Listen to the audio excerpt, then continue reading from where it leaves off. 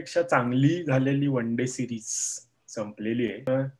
आपापले देशाचे कपडे बॅगेत गुंडाळून घालून ठेवणार आहेत. तुर्तास एक ODI सिरीज जी फॉर्मॅलिटी अशी होती, पण how much it meant for some players like Rishabh Pant म्हण किंवा कृणाल पांड्याला कॅप मिळाल्यावरती त्याची रिॲक्शन, तर म्हणजे त्यावेळेस असं कळतं इम्पॉर्टन्स की आपल्याकडे जरी मॅचेस भरपूर आहेत तरी चांगले खेळणारे प्लेयर्स पण भरपूर आहेत.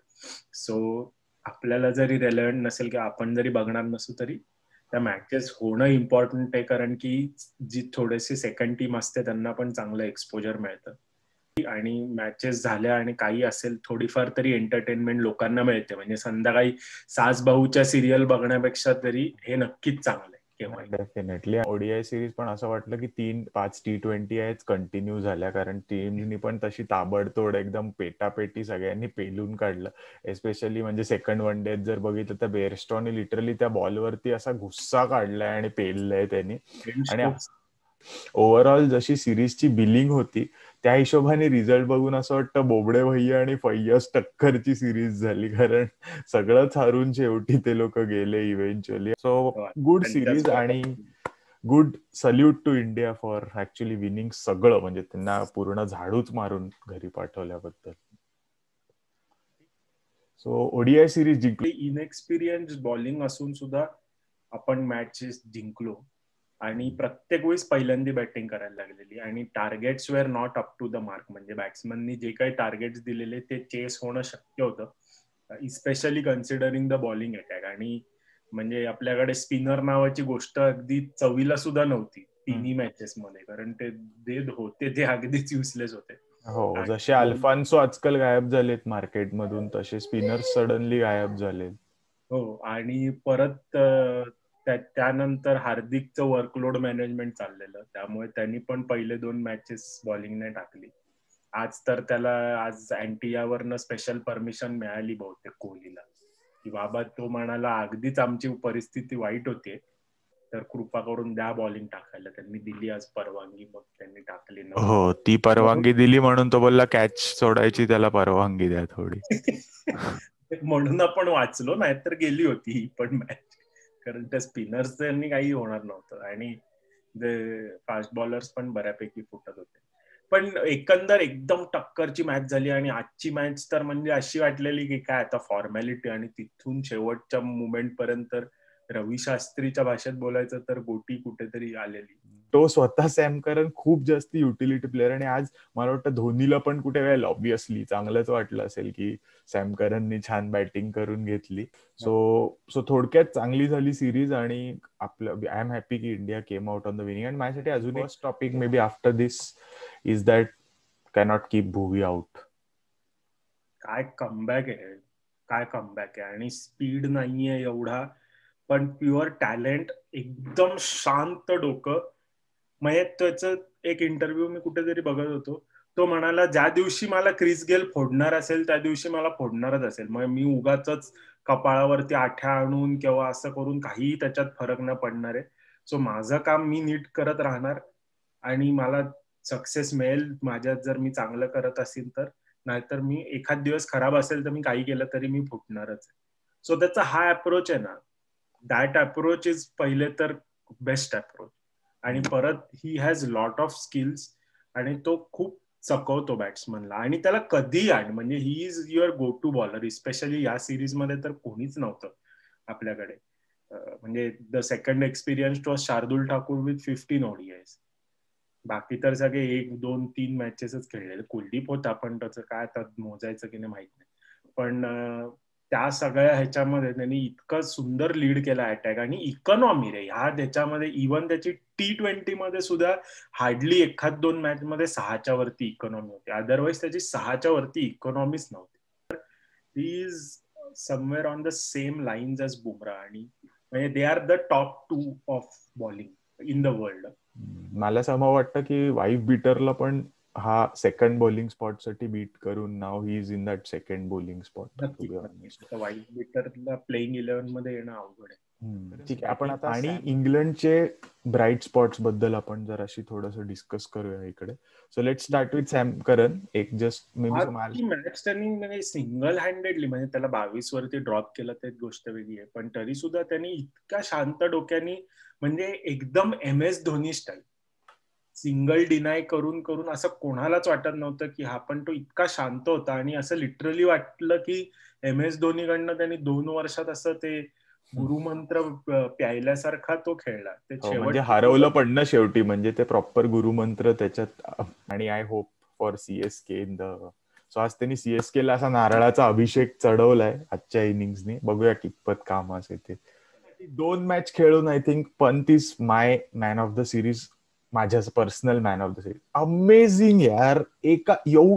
If this is the consistency he has achieved, then he is my number 1 keeper across formats. काहीच ते तर तो आता झालेलाच आहे असं मला असं काही नाही. वी स्टार्टेड विथ राहुल ना, म्हणून म्हटलं ह्या सिरीजचा. स्टार्टेड ठीक आहे, पण म्हणजे त्याला आता रिप्लेस करणं खूप अवघड जाणार आहे, कारण की time and again he is proving की you have to back him. म्हणजे even through his bad patch you have to back him, कारण की त्याचा जो एक्स फॅक्टर आहे तो दुसऱ्या कुठल्याच प्लेअर मध्ये नाही. म्हणजे तुम्ही सगळे मग एकाच पथडीतले प्लेयर्स घेऊन, म्हणजे रोहित शर्मा पासून ते खाली तुमच्या राहुल पर्यंत किंवा ह्याच्यापर्यंत सगळे सेमच ठेवणार असाल तर मग टीमला सक्सेस नाही मिळणार. You need a Pant in that batting order. तो आल्या आल्या तडातड मारायला सुरुवात नाही करत. वन डे तास तो खूप टाइम घेतला त्याने. म्हणजे प्लेड करायचे बॉल प्लेड करतो, खेळायचे बॉल, मारायचे बॉल मारतो, रनिंग बिटवीन द विकेट्स पण त्याला करायचं असतं अग्रेसिव्हली. So all around player. आणि किपिंग पण त्याची खूप सुधारली आहे. आणि XXL पॅन्ट सडनली आता स्लिम फिट पॅन्ट झालेली आहे. म्हणजे ऍटलिस्ट आपल्या विजन, आपले एक तर चष्मे मे बी चेंज झालेत किंवा त्याच्यात बदल झालाय. कारण बरेचदा मी असं बघितलंय की एकदा तुम्ही म्हणजे लाईक तुम्हाला चव आवडली जेवणाची, मग प्रेझेंटेशन, एम्बियन्स वगैरे सगळं मिटून जातं त्या जागेचं. पर्सनली किती खेळलं तरी मला समभाव वाटतं की he should be phased out. Dhawan साहेब खेळून गेले नको तेव्हा. अरे पण तो नेहमीच तसं करतो रे, तो नेहमीच करतो. त्याच्यावरती जेव्हा केव्हा प्रेशर असतं ना, तो त्यावेळेस वर्ल्ड क्लास बॅटिंगच करतो आणि तो नेहमी चांगली ओपनिंग देतो. आणि मग तीच त्याची खासियत आहे. त्यामुळे मला असं वाटतं की आपण किती नफरत करत राहिलो तरी त्यांनी खेळत राहावं. आणि मग he is player with limited talent, आणि फक्त हार्डवर्कमुळे तो जे काय आहे तो त्याच्या निव्वळ खूप जास्त हार्डवर्कमुळे. आणि फिल्डिंग पण चांगली करतो. ओव्हरऑल माहोल चांगला असतो तो असला की टीम मध्ये पॉझिटिव्ह असतो कायम. म्हणजे तो असा चेहरा पडून बसलेला आणि असा गंभीर विचार करत बसलेला आता काय होणार आपलं, नाही. तो तेवढी पर्वा नाही करत.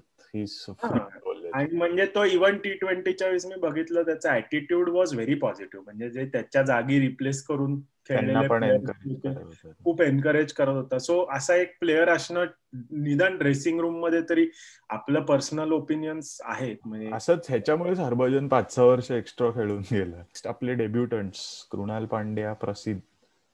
अनफॉर्च्युनेटली सूर्याचं नाव काढायला लागलं, त्याला मिळालाच नाही चान्स. पण ठीक आहे, मिळेल कधीतरी. पण आय थिंक की कृणाल पांड्याची he can be a batting allrounder. म्हणजे तुम्ही आयदर कृणालला खेळू शकता किंवा हार्दिकला खेळू शकता, आणि definitely Hardik will beat him hands down. Specially जेव्हा जडेजा येईल त्यावेळेस तर त्याला रिप्लेस होईलच. पण ह्यानंतर सुद्धा त्याच्याकडे बघताना, कारण त्यांनी तो जरी इंडिव्हिज्युअल चांगला प्लेअर आहे, पॉझिटिव्ह आहे, बॅटिंग चांगली करतो, सगळं मान्य, पण तो त्याचा प्रायमरी रोल आहे बॉलिंग करणं, ते त्याला जमत नाही. आणि त्याच्याकडे शत्रुघ्न सिन्हा, कुलदीप बद्दल काय, खामोश बद्दल काय म्हणशील? संपलं करिअर, फुल स्टॉप मानायचं आपण आणि बाय बाय बोलायचं. आता तू मला सांग, जर तुला चांगलं परफॉर्म करायला मागे धोनी पण लागतो, म्हणजे तू पण 1+1 ह्याच्यात येतो, त्याच्यापेक्षा गरज नाही मला वाटतं. कुत्र्यासारखे मारतात रे त्याला. अरे मला त्याचं एक नाही कळत रे. बघ आता ना काय, कृणाल पांड्या वगैरे पण फुटतो, पण मी काय बघितलंय ना, हे सगळे प्लेअर आहेत ना, प्रत्येक बॉलला बिलीव्ह करतात की नेक्स्ट बॉलला मी विकेट घेऊ शकतो. हार्दिक पांड्या, कृणाल पांड्या ना, एवढे मोठे star, single reason is every ball they believe they can hit, every ball they will believe they can get a wicket. Kuldeep he is bowling 6 same balls back to back, आणि त्याचं 4 6 खाल्ल्यावर पण असं नसतं की मी 5व्या बॉलला याला आउट घेऊ शकतो. He is just completing the over. मला वाटतं तोच प्रॉब्लेम झाला. पहिले तो मार खायचं दुःख नव्हतं, पण पहिले तो विकेट द्यायचा. आता तर ते पण गेलं ना, म्हणजे आता नेक्स्ट इज सगळंच आपले पालघरचे छावे, म्हणजे लाईक पंत नंतर मला सेकंड ब्राईट स्पॉट आहे. He is always there at the right time रे. क्रुशियल विकेट्स घेतो तो येऊन. फुल टॉस पण टाकून विकेट घेतो, हो म्हणजे त्याचे काय किती, तारे फिरले. हो आणि किती त्याचं काय कॉन्फिडन्स वर प्लेअर खेळतोय. म्हणजे ऑस्ट्रेलियापासून जो कॅरी केलाय confidence at his kind of bowling आणि त्याचे काइंड ऑफ लिमिटेशन्स. ही जी जिद्द आहे ना, की भाई okay I have this limitation एवढं आहे, तरी I will get you out. आणि आज बघ बॅटिंग पण त्यांनी किती महत्वाच्या 30 रन केल्या 21 बॉल मध्ये पार्टनरशिप तिथे. म्हणजे तो त्याचा ऑलराऊंड कॉन्फिडन्स, त्याचं हे खूप आहे. आणि तो हमखास मिडल ओव्हर मध्ये विकेट त्यांनी नाही घेतली तर आपल्याकडे ऑप्शनच नाही, म्हणजे we have no buddy to look up. असं झालंय. म्हणजे पूर्वी जे कुलच्या करायचे ना, ते आता एकटा शार्दूल करतोय. आणि मला तर वाटतं की he will be back as a number 3 bowler after Bumrah आणि तुझा भुवनेश्वर इन कुमार. प्लेइंग 11. कारण इंग्लंडची पण बेकार होती, इंडियाची पण बेकार होती, पण in general I think over the last 6 or 8 months, I don't know lockdown मध्ये लोकांचे हात असे जरा काय झालेत का काय, आय डोंट नो, पण world fielding standards are at an all time low. मला तरी असं वाटतं. खूपच we have seen Virat Kohli drop catches, आज तर हार्दिक पांड्याने. नाही म्हणजे असे डाईव्ह मारून एक्सेप्शनल काहीतरी असं करतील आणि असे हातातले कॅच सोडून, म्हणजे मला कळतच नाही की असे कॅच आणि इतके फ्रिक्वेंटली एक मॅच मध्ये एक प्लेअर 2 कॅचेस क्रुशियल कॅचेस सोडतो. मला आणि त्याचं आठवत, इव्हन गांगुली आपला वर्स्ट फिल्डर होता, पण गांगुलीने पण इतके कॅचेस मला सोडल्याचं आठवत नाही. आणि बाउंड्रीला वगैरे पण आपले कुंबळे श्रीनाथ उभे राहायचे, कसे बसे हात करून घ्यायचे ते पण कॅचेस, असं नाही की टाकायचे, म्हणजे कसे बसे पण घ्यायचे पण पकडायचे ते. ते पण फॉर इंग्लंड आणि वर्ल्ड T20च्या हिशोबाने ही ओव्हरऑल सिरीज मध्ये डू यू सी की India has done the needful, India has got the pieces? I think इंडियाला आता बॅलन्स मिळालाय, unless they decide to reset everything, आणि they can pretty much do that. Answer नाही, कारण IPL मध्ये आता परफॉर्मन्स झाले 1-2 प्लेयर्सचे इकडे तिकडे की लगेच सगळे बिथरतील आणि त्यांनी परत सगळं चेंज होऊ शकतं. ऑन दॅट नोट, अंग्रेजांना आपण 3-0 सिरीज वाला ब्राऊन वॉश दिलेला आहे, त्यांना घरी पाठवलेले आहे सगळे. आता थोडे दिवस रेस्ट करून आपल्याकडे काय फार महत्वाचे मुद्दे पडलेले आहेत, त्याच्यावरती सखोल चर्चा करूया आपण IPLच्या आधी, कारण एकदा IPL चालू झालं की ते रोजमर्राचं होऊन जातं. हो बरोबर. So I think on that note, very good series for India, आणि भेटूया. Tata bye bye, see you.